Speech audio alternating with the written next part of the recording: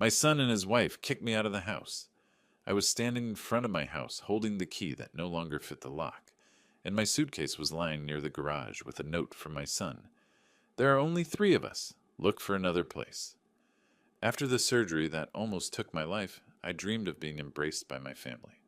Instead, I got a betrayal. But they will find out that I am not someone who can be thrown away.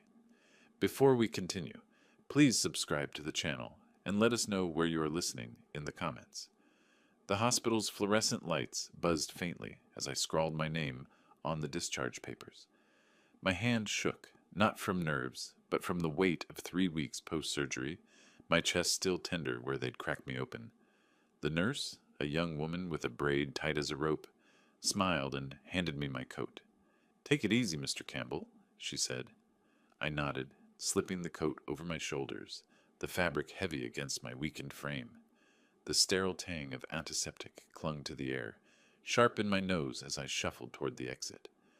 Outside, Spokane's spring rain misted the pavement, slicking the budding trees. I clutched my house keys in my pocket, their jagged edges a small comfort. I was going home. The taxi idled at the curb, its wipers swiping lazily. I eased into the back seat, my hospital bag thumping against my knee. "Westview Drive," I told the driver, a guy with a graying beard and a Seahawks cap. He glanced at me in the rearview mirror. "Family waiting for you?" he asked, pulling into traffic. I forced a smile, picturing Emma's gap-toothed grin, Dustin's firm handshake, maybe even Lauren setting an extra plate. "Yeah," I said, my voice warmer than I felt. "Can't wait to see my granddaughter." My phone sat silent in my pocket. No messages, no missed calls. I pushed the thought away. They were probably busy. The city slid by, rain-smeared windows reflecting streetlights. My chest ached with each breath, a reminder of the heart surgery that had nearly ended me. I'd spent years keeping Dustin afloat, paying off his car, covering the mortgage on that house so he and Lauren could give Emma a good life. A house just like the one we passed now, with its tidy lawn and glowing porch light, sparked the memory. Me signing the loan papers, Dustin promising to pay me back soon. I'd waved it off. Family was worth it.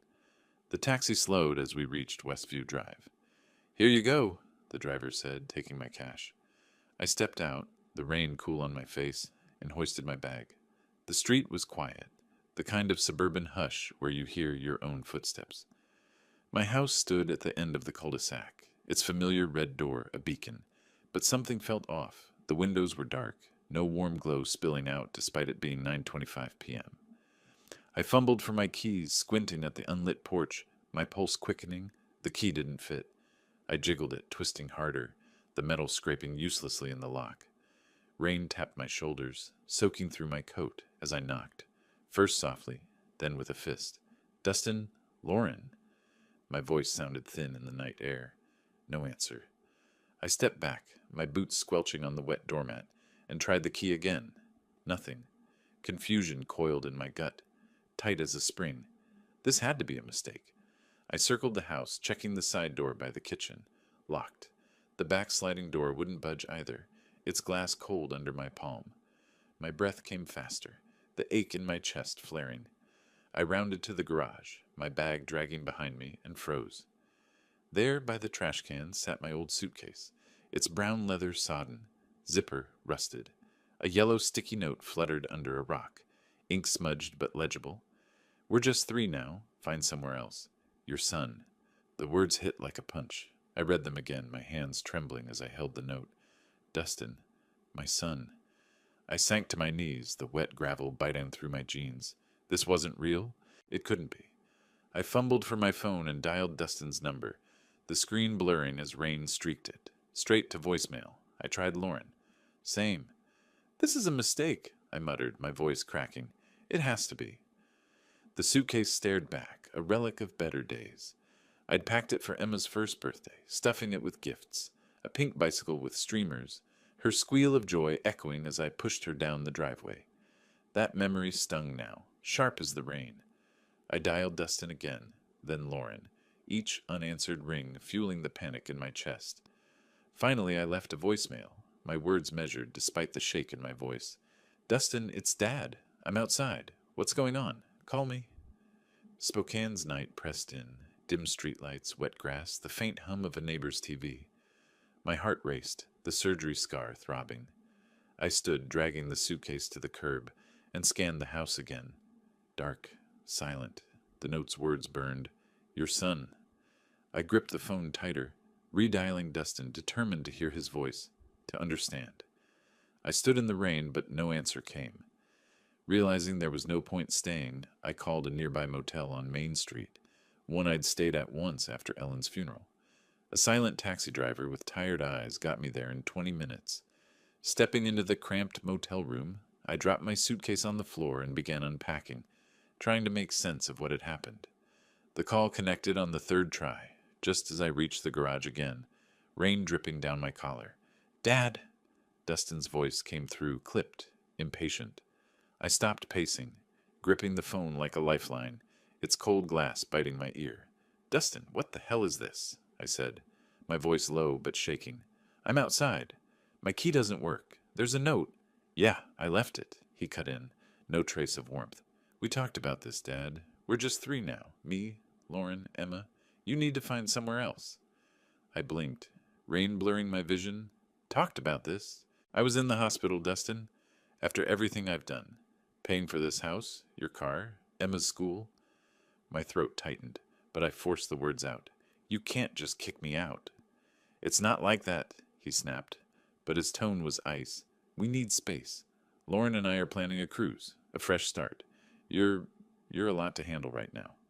"A lot to handle?" I echoed, my fist clenching. "I almost died, Dustin." He sighed, the sound sharp through the phone. "Look, I gotta go. Figure it out, Dad." The line went dead, the screen dimming in my hand. I stood there, soaked, the suitcase heavy at my feet. His voice had dragged up a memory, teaching him to drive in my old Chevy, his teenage grin as he nailed a three-point turn. "You're the best, Dad," he'd said. Now that pride was ash. A neighbor's porch light flicked on across the street. The glow catching my eye, I felt exposed, a stranger in my own life. My chest ached, not just from the surgery, but from the weight of his words. A fresh start. For them, not me. I dragged the suitcase toward a bus stop down the street, each step a slog through wet grass. The rain eased, leaving a misty hush. At the stop, I sank onto the bench, staring at the suitcase, its battered leather a mirror of my shock. My jaw tightened, a spark of anger flickering. "This isn't over," I muttered, my voice barely audible over the distant hum of traffic.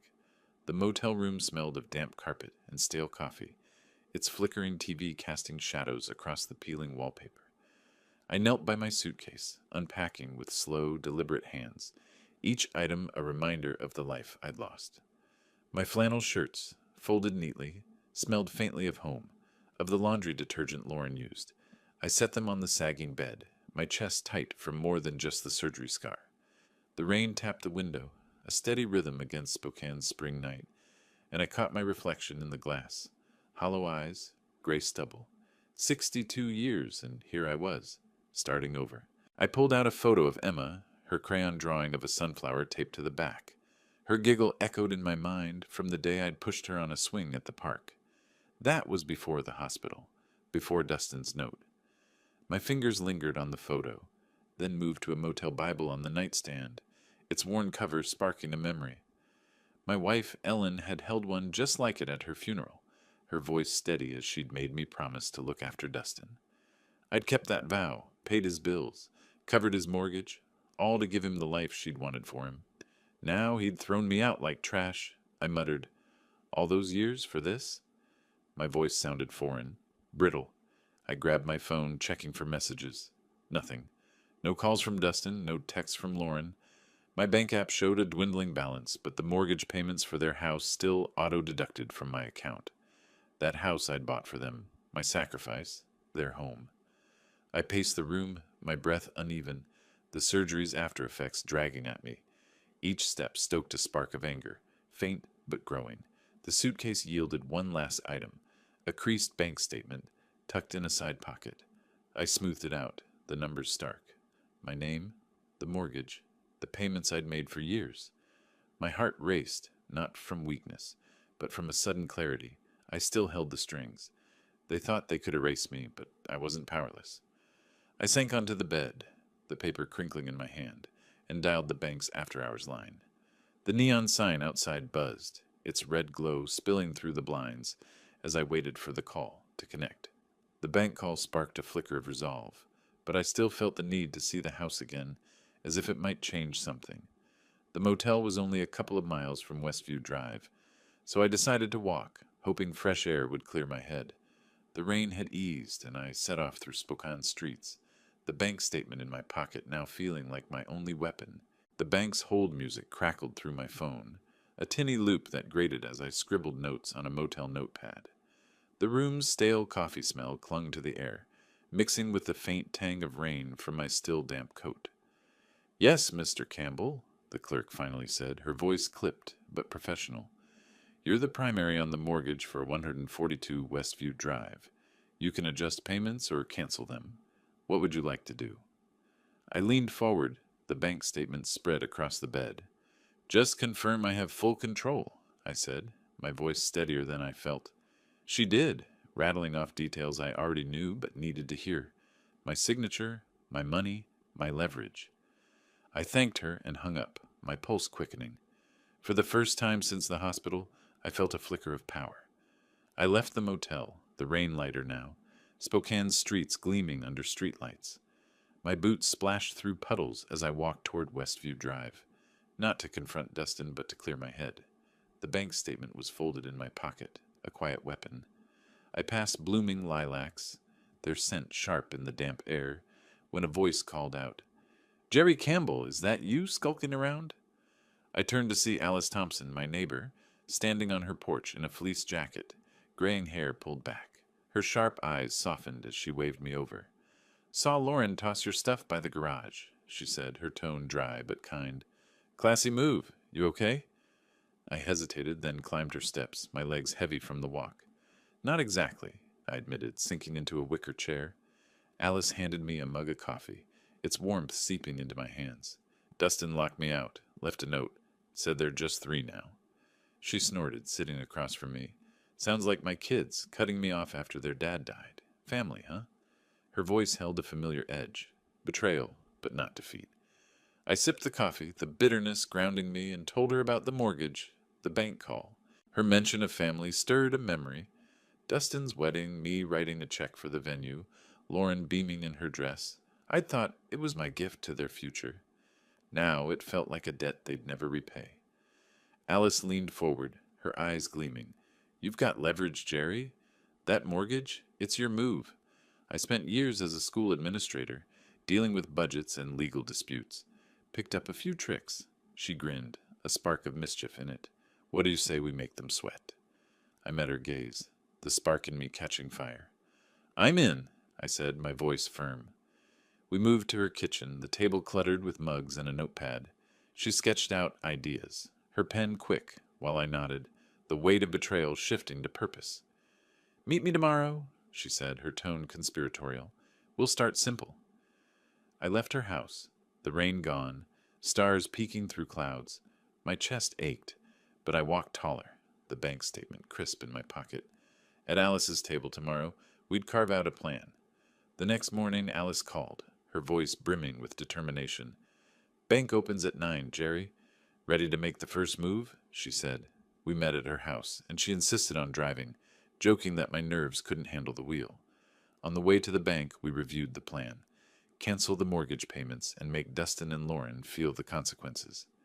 Stepping into the bank's cool interior, I felt my hand tighten around the statement. The bank's glass doors hissed shut behind us, the cool air sharp with the scent of paper and polish. I handed the clerk, a young man with a crisp tie, the bank statement, my signature steady on the cancellation form. Alice stood beside me, her arms crossed, a faint smirk playing on her lips. The clerk glanced at the documents, then at me. "You're stopping payments on the mortgage for 142 Westview Drive, correct?" "Correct," I said, my voice calm but iron.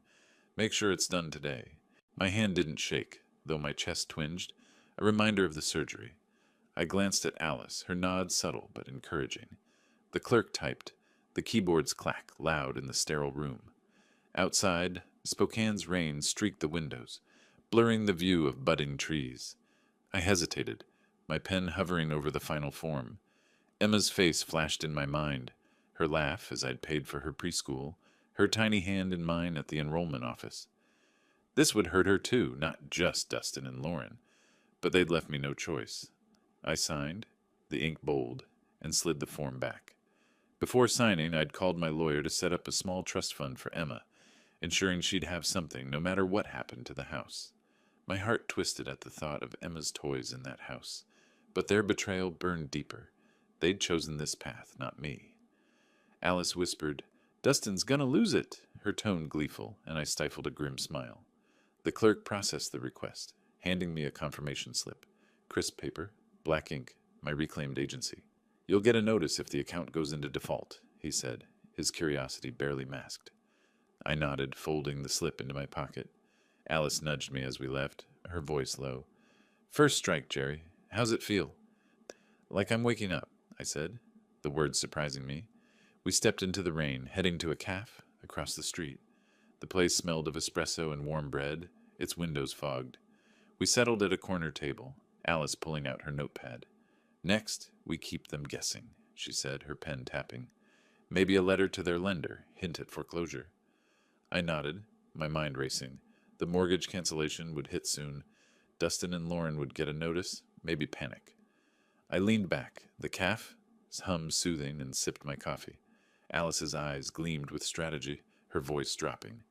"We'll meet tomorrow. Plan the next move. You good?" "Better than good," I said, my jaw tight. My phone buzzed on the table, Lauren's name lighting up the screen.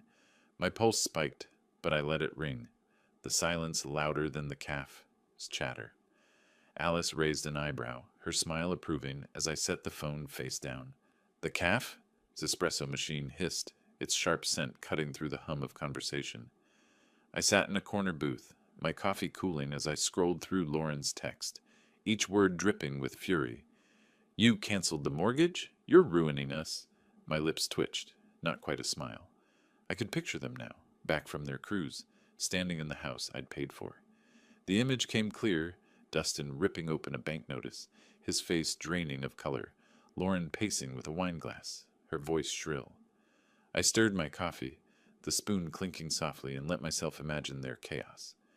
In my mind, they were in their living room, suitcases still unpacked, sand from some Caribbean beach dusting the floor. The bank notice lay crumpled on the coffee table, red ink screaming, "Payment overdue."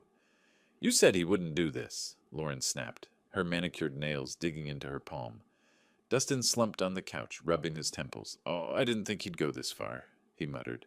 "He's weak, recovering." Lauren cut him off, her voice rising. "Weak? He's screwing us, Dustin. We could lose the house." She grabbed her phone, dialing the bank, only to be met with a recorded message about office hours. I leaned back in the booth, the cafe's rain-streaked window reflecting my faint reflection. I'd given them everything, years of mortgage payments, Emma's school fees, even that dollhouse she loved. The memory hit hard. Emma's squeal as I set up the tiny plastic mansion, her small hands arranging the furniture. Now I'd pulled the rug out, and guilt gnawed at me. Would Emma suffer for this? The thought stung, but their betrayal burned hotter. A server approached, her apron stained with coffee. "Need a refill, hun?" she asked, her voice warm. I shook my head, forcing a smile. "I'm good, thanks." She moved on, and I returned to my phone, Lauren's text glowing accusingly. I pictured Dustin trying to call the bank next, his charm useless against bureaucracy. Lauren would blame him, her Instagram perfect life cracking. They'd thought I was disposable, a tired old man. They were wrong.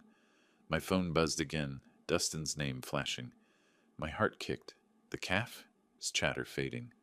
I stared at the screen, my finger hovering over the answer button, the weight of their panic on the other end pulling me forward.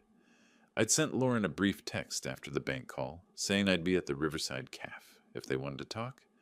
I didn't expect them to show up so fast, but the bank's notice about the mortgage cancellation must have lit a fire under them. Their fury was almost palpable when I saw the cafe. Door swing open. My phone buzzed, Dustin's name flashing again, and this time I answered, bracing myself. "Dad, we need to talk," he said, his voice tight with rage. Lauren's sharp tone cutting in from the background.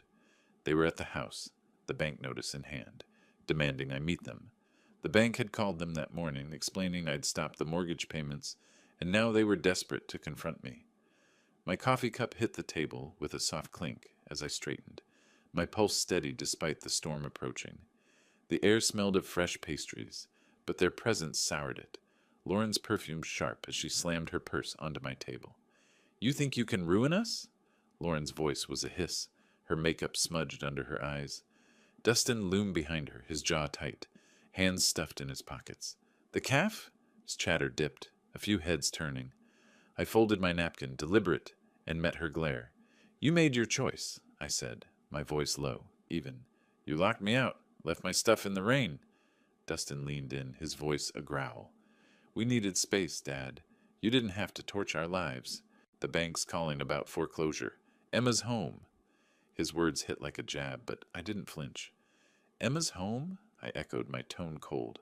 "The one I paid for? The one you took from me?" Lauren's eyes flashed. "You're cruel," she spat, "playing the victim while we lose everything." Her voice cracked, and I remembered another argument, years back, when she'd demanded money for a new car, her tone just as sharp. I'd given in, thinking it would keep the peace. Now I saw her greed unmasked, her words a mirror of that day. I sipped my coffee, the bitter taste grounding me. "You wanted to be just 3, I said, setting the cup down. "Live with it."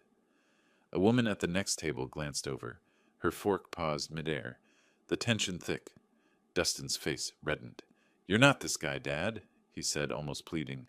"Fix this." I stood, my chair scraping softly, and looked at them. Dustin's desperation, Lauren's fury. The table between us, its surface scratched and worn, felt like a chasm. "You don't know who I am," I said, my voice steady. I walked out, their shouts fading behind me, the rain cool on my face. My hand closed around the notepad in my pocket, Alice's number scrawled inside. I pulled it out, my fingers tracing the digits, and started dialing, my steps quickening through Spokane's wet streets. The calf? Confrontation left me with a mix of anger and resolve. I knew I needed Alice, her sharp mind and strategic approach, to keep moving forward. Her house was nearby, a few blocks from the calf. So I walked there, the rain cooling my face, the notepad in my pocket, a reminder of our plan. Reaching her porch, I knocked, sensing this conversation would be pivotal. Alice's porch creaked under my boots, the scent of lilacs heavy in the damp air. I knocked, my notepad damp from the rain, my mind still buzzing from the calf. Dustin's plea, "You're not this guy," echoed, but I pushed it down. Lauren's venom had confirmed what I'd suspected.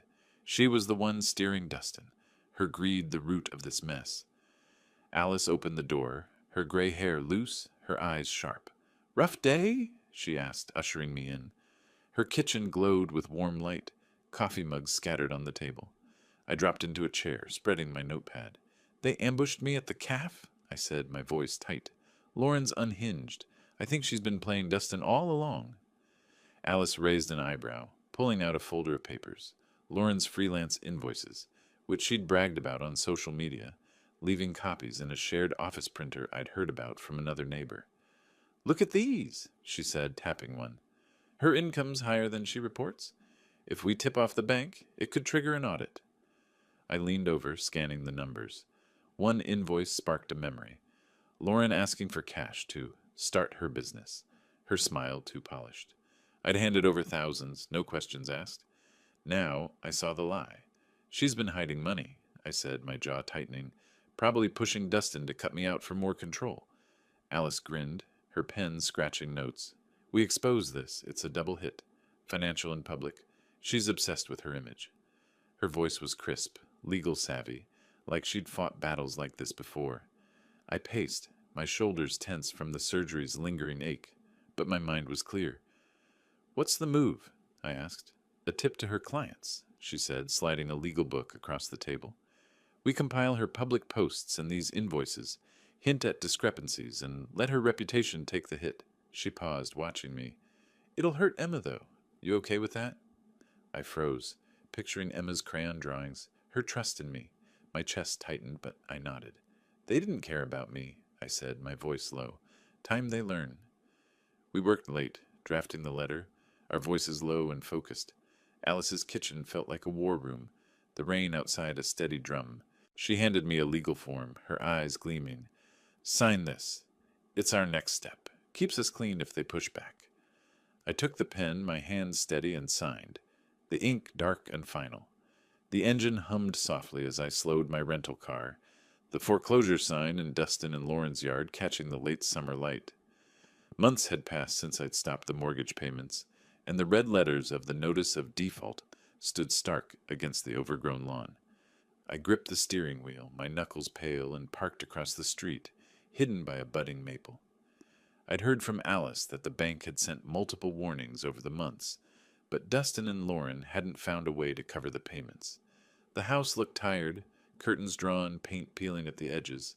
A moving truck idled in the driveway, its back half open, spilling boxes onto the pavement. Spokane's spring air carried the scent of rain, cool through my cracked window as I watched my old home unravel.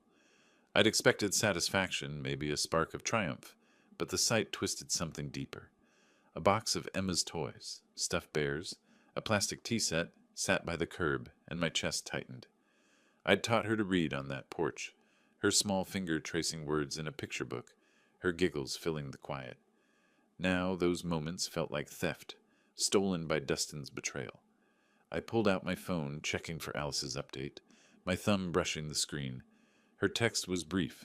Bank moved fast. They're done. A shout broke the silence. Dustin stormed out the front door, Lauren trailing him, her arms crossed tight. "This is your fault," she snapped, her voice carrying across the street. "You pushed him, and now we're screwed." Dustin spun, his hands slicing the air. "Me? You wanted him gone, Lauren. Said he was a burden." Their words were raw, their polished life cracking open. I leaned forward, my breath steady despite the faint ache in my surgery scar, watching them tear into each other. My phone buzzed again, Alice calling. "It's official," she said, her voice sharp with victory. "Foreclosure's in motion. How's it look?" I kept my eyes on Dustin, now kicking a box in frustration. "Like they're falling apart," I said, my tone even. "Good work." She chuckled, then hung up. I jotted a note. "Check bank status tomorrow." The pens scratched loud in the car's quiet. Guilt gnawed at me, Emma's toys a reminder of the cost. But their choice had set this in motion. Lauren's phone lit up, her face crumpling as she read something. Probably another client bailing. Then my own phone pinged, her name flashing. "We need to talk. Now. Please." The desperation in her words hit hard, but I felt my jaw tighten, resolve hardening. I started the car, the engine's low rumble steadying me, and pulled away, her text unanswered for now. The attorney's office smelled of leather and polished wood. The clocks ticked sharp as I signed the complaint against Lauren's hidden income. Alice sat beside me, handing over a stack of invoices, her gray eyes gleaming. "This'll bury her," she said, her voice low, confident. The lawyer, a wiry man with glasses, nodded, sliding the papers into a folder. "We'll file today," he said. "Her clients will get wind of this. Fraud's a bad look for a designer." I exhaled, my hand steady despite the twinge in my chest, the surgery's shadow lingering. We stepped outside, the Spokane breeze cool on my face, the pavement slick from morning rain. Lauren was there, leaning against a lamppost, her blouse wrinkled, eyes frantic. "Jerry, wait!" she called, clutching her phone like a lifeline. She rushed toward us, her voice cracking. "Please stop this. I didn't mean for it to go this far." Her words tumbled out, desperate, but I stood firm, Alice a solid presence at my side. "You meant every word," I said, my voice cold, precise. "You and Dustin chose this. Live with it." Her pleading stirred a memory, years ago, dismissing my offer to cover a medical bill, her tone sharp, entitled. I'd thought it was stress then. Now I saw her greed clear as day. "I'm begging you," she said, tears smearing her mascara. "My clients are dropping me. I'll lose everything." Alice snorted, stepping closer. "Should have thought of that before tossing his life in the trash," she said, her tone biting. Lauren's phone buzzed, another email lighting up the screen. Contract terminated. Her face crumpled, her career unraveling in real time. I felt a flicker of pity, but it passed. "You made your bed," I said, turning away, the complaint's crisp paper heavy in my mind, its official seal a mark of her exposure. We walked toward Alice's car, the spring air sharp with possibility. I glanced back, Lauren still standing there, a shadow of her polished self. Then I froze. Dustin's car pulled up, its tires crunching on the wet street. My heart sank, but I squared my shoulders, Alice's hand brushing my arm as we braced for what came next. The scent of roasted vegetables filled my new Spokane home, a small rental with fresh paint, and a view of budding dogwoods. I set the dinner table, my movements deliberate, the polished wood gleaming under the sunset's glow. A photo of Emma sat on the counter, her crayon sunflower bright against the frame. I paused, my fingers grazing it, a quiet vow forming. I'd be there for her, on my terms. Alice was coming over, our friendship now a cornerstone, her sharp wit a comfort I hadn't expected. A knock broke the quiet, not Alice's familiar rap.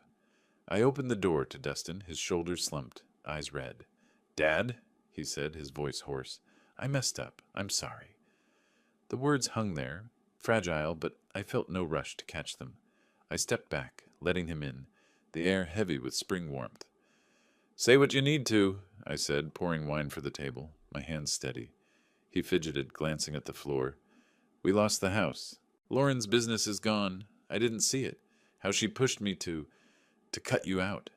His voice cracked, but I kept my gaze level. "I forgive you," I said, slow, deliberate. "But we're done, Dustin. You don't get to walk back in." He flinched, the weight of it landing. "Emma," he started, but I cut him off. "I'll see her my way, not yours." Alice arrived, her grin softening the tension. "Smells like victory," she said, raising a glass later, her tone warm. We toasted, the clink loud in the quiet, our bond sealed through shared battles. The garden outside, its soil freshly turned, sparked a memory, dreaming of a quiet retirement, a life of small joys. This wasn't that dream, but it was mine, hard won. Later, I walked to a nearby park, the legal agreement for Emma's trust fund signed and filed, ensuring her future. I spotted her on a swing, her laughter carrying, Dustin watching from a bench. My heart lifted, but I stayed back, silent, promising I'd be her grandfather, not their pawn. I turned toward home, the park's green fading behind me, my steps light, a faint smile tugging at my lips. The weeks that followed were a whirlwind of legal steps and personal change. With Alice's help, I found a small rental home on Spokane's outskirts, with a view of blooming dogwoods, a place to start over. The move was quick, a few boxes, my suitcase, memories of Emma. Settling in, I felt the weight of the past begin to lift. That evening, preparing dinner, I felt a calm I hadn't known in ages, knowing Alice would soon join me. If you liked this story, please like this video, subscribe to the channel, and share your impressions of this story in the comments. To listen to the next story, click on the box on the left. Thank you for watching.